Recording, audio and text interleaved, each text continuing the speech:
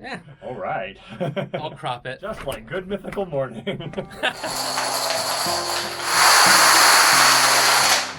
Welcome to Inspiring Teachers, a show bringing you classroom tips, motivation, and stories from successful educators. Join Tavis Beam and Danny Hogger as they explore the why of teaching.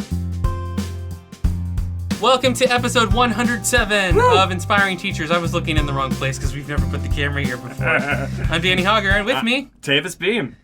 what's going on? Oh, I'm happy to be here, Danny. Another beautiful day of summer. But we are wrapping up, and so it's a good time to reflect on some of the things that we've done over the summer and how we can apply that to our school year. Yeah, do you have anything off the top of your mind that you think can apply?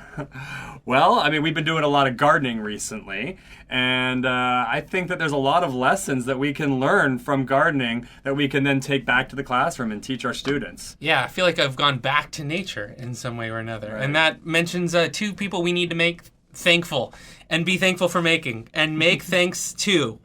That's great. I think I had almost every combination. Anyways, two people we want to thank. AmpedUpLearning.com, which has been supporting us for like 80 different episodes now. Thank you for supporting us. They support teachers too. They're a two-teacher-owned facility. You can get ideas to get you out of the sit and get rut of just the basics.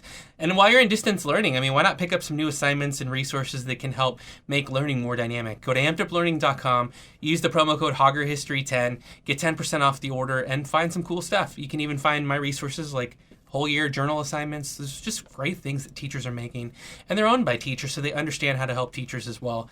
We also want to thank Back to Nature, which has kind of inspired this video too. They're an all-American seed company in Florida. They have an Etsy store with over 10,000 sales. They have just about every kind of seed that you're looking for, and their prices are phenomenal. They have multiple hundreds of 5-star reviews. They've been on Etsy for a year, but have been quickly the most dominant seed grower in Florida on Etsy. They're amazing. The quality is exceptional. And if you want to grow something this year and put it in your classroom or in the background of your videos for distance learning, it's really cool for kids to watch and teach them how things learn. Everything's applicable if you make it applicable. Go and use the promo code INSPIRING and save 10% off your order. And thank you, Back to Nature, for being a green supporter of Inspiring Teachers. Yeah, I had no gardening experience before this. Yeah, this is really new started. to you. So what have you learned in the last few months? I feel like on one hand, I've learned to look at time in a different light, like in a different frame, not worry so much hour to hour and see that like growth happens over longer extended periods of time. And to slow down too and just be kind of joyful about things that are sprouting that are so simple and small, but that you're helping nourish along and just to kind of appreciate nature more because it's doing all the work, like you've said before. Yeah. How cool is that? And realize we're all growing at the same time. And so if that's true, then your students are growing too. And it could be really cool to grab something from Back to Nature and plant a seed of learning along with a realistic metaphorical seed. Yeah, there really is kind of in our society a sense of urgency all the time, like when do I get the result? And when you start gardening and you plant those potato seeds in the ground and you're excited to see the potatoes you're going to get out of it, but you've got to wait 3 months. And that's one thing I really teach my students in my class about woodworking. I like to use the quote, I don't know who I'm quoting, but woodworking is the hobby of the patient. This is not something that you should be trying to rush or force, because if you try to rush and force, that's when you're going to make your most mistakes. That's when you're going to get distracted by something. You're going to be pushing to try to complete something, and you're going to shortcut the corners. And I just want to really teach the kids that it's okay to take your time and to really pay attention to the details. And I think gardening is another one of those things that just slows our brain down a little bit. The thing I wanted to add on with the slowing down a little bit is I run pretty fast paced and I love that about myself. But to have a time of the day every day where you slow down is really nice. And especially when it's the cool down part of a day, like at the end, and you have been running all day with your kids or your students or your Zooms or your families or your work. And then your last hour is like peaceful, kind of serene, outdoor, fresh air. That's just nice. Yeah. Because I think it could help you rest better, transition into your evening more. And then I end up working a lot in my evening too, but I think that kind of like when you're slowing down before you fully hit the brakes for the day. Yeah.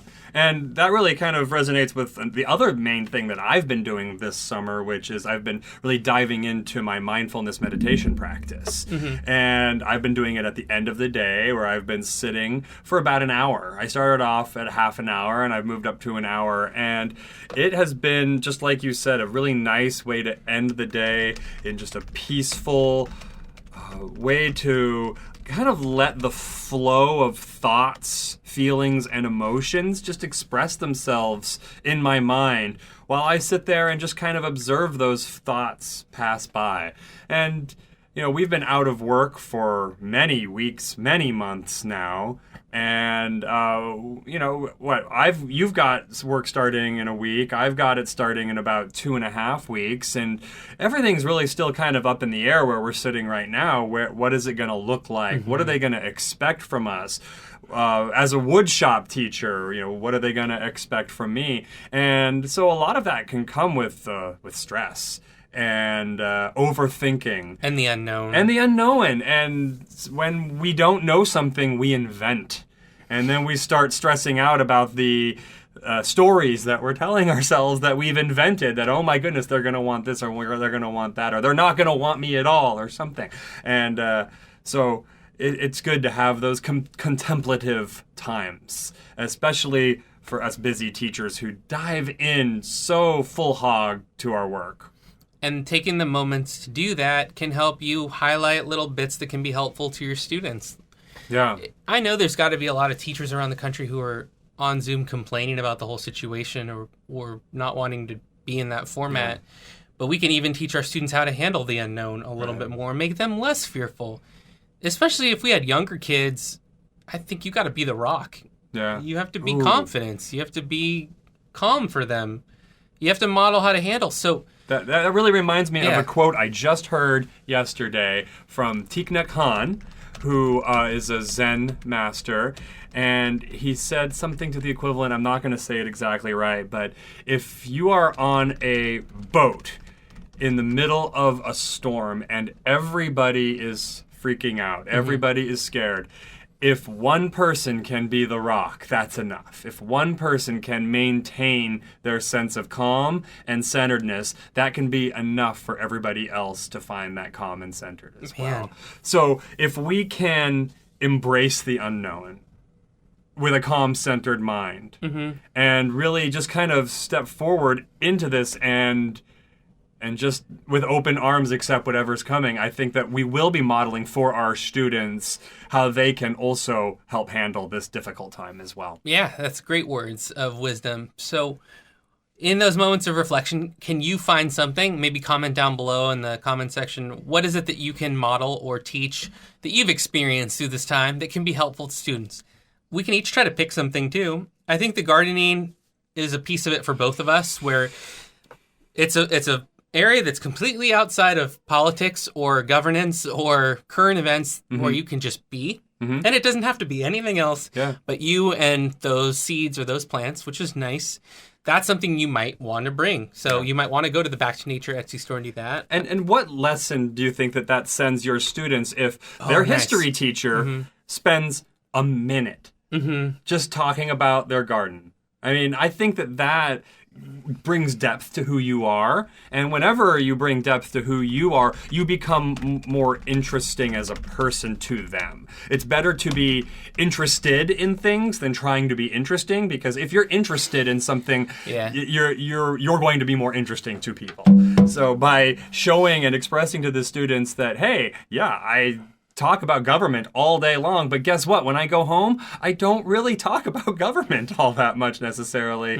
I spend time gardening. I spend time doing all these things. Seeing you as a multidimensional character, I think is so valuable. Anytime we can show that dimension and let them know they can have dimension of their personality in their future too. Right. And then you can bond with students that are also interested in those things that you share. Like, it came out in my class that I don't eat meat and eat a mostly vegan diet, and I had a student who I didn't really have a close relationship with get really excited when he heard that I was mostly vegan, and he and I had a lot to talk about because he had, about a year ago, decided to become vegan. And so just finding that common ground with students can be such a great way to build the relationship, and the quality of instruction will inherently be increased by that. I like that. That's really helpful. We could all do that. That could be our assignment for this week, is to try to find something to connect with your class about. Mm-hmm. Cool.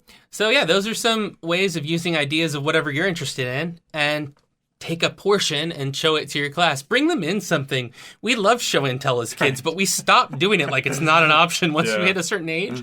Bring it back. Show a picture. With technology, you can show them anything in the world that you want. Mm-hmm. Are you really going to show them nothing? Show them something. Yeah. So that could be really cool and helpful. Anything else that you think goes well with this sector of advice?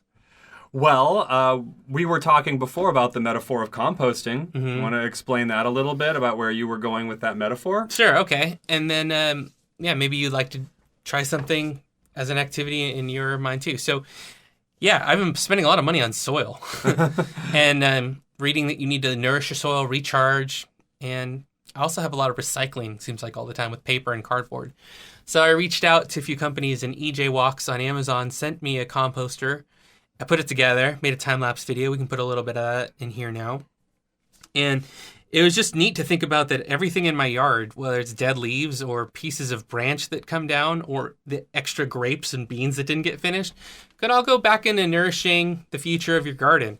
And so everything we learn then, everything that becomes important or totally unimportant that you ignore now because you don't think it's relevant to you, might really be relevant later. And it could be useful to have a variety of knowledge. So I just thought that was, it made me think about things differently and what could be useful later. You don't always have to think about what you're hungry for in the moment, but what might feed you in the future. So.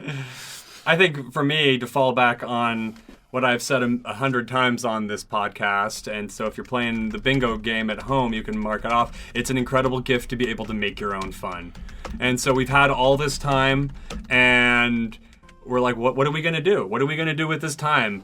You know, the Netflix binging only works for so long, but it's not going to bring us the true happiness that something like gardening, building your own planter boxes, making your own soil, growing your own food, and cooking it.